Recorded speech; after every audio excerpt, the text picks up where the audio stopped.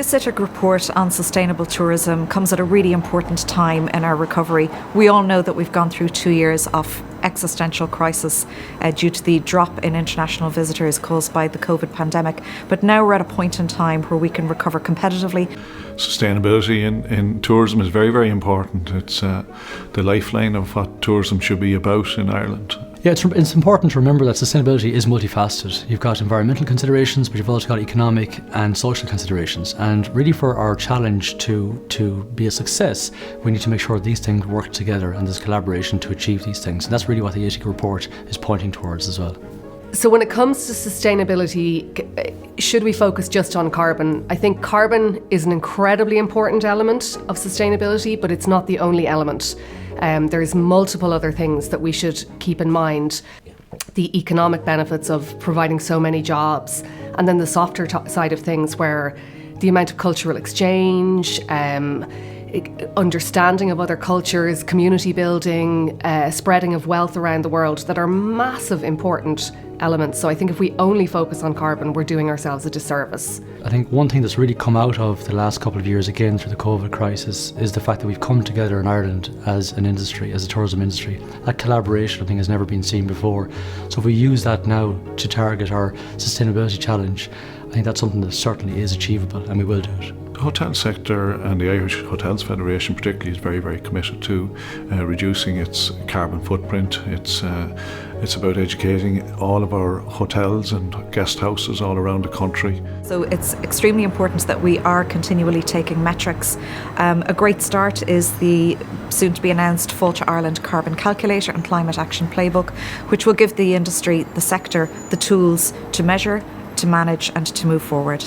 If businesses focus on their food waste, they can reduce their carbon footprint without even thinking about carbon, and they can also save themselves a fortune. We see businesses who are already sourcing materials, sourcing equipment responsibly, moving to electric wherever they can, saving water, saving energy wherever they can. A lot of that work has already been done, but it's really to make sure that we're educating everybody in this area. I think metrics and measuring where you are and where you go to are really important because they'll encourage you. You'll see how much money you're saving and they'll encourage you to keep going. It's about focusing on small, tangible actions to start with and seeing the benefits, and then you can grow from that. We have to acknowledge that the tourism industry is made up in the bulk of SMEs. They've had 2 or 3 really difficult years. Profit margins are modest at the best of times. So I do think government will have to step in with significant support to allow the industry transition to a more carbon neutral business model. I think there's a lot of good intention within the industry, there's a lot of good actions within the industry, but some of the big ticket items, the retrofitting, the clean energy, all that sort of stuff, business will need support. The ITIC report makes a number of key recommendations in relation to sustainable tourism.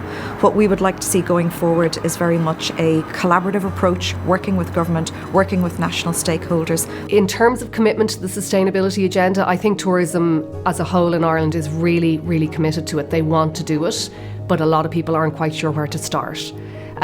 So having that will, I think, is incredibly important. And, you know, together as a collective, if we share our experiences with each other and we find the guiding lights that are out there and tell their stories, we can all move forward together. This is an opportunity for Irish tourism and for tourism to take a leadership position as the country moves towards carbon and climate action goals 2030 and 2050. As a sector, we employ 265,000 people right around the country, which represents 1 in 9 jobs. And while we're emerging from a time of crisis, it's also a time of opportunity to do things right.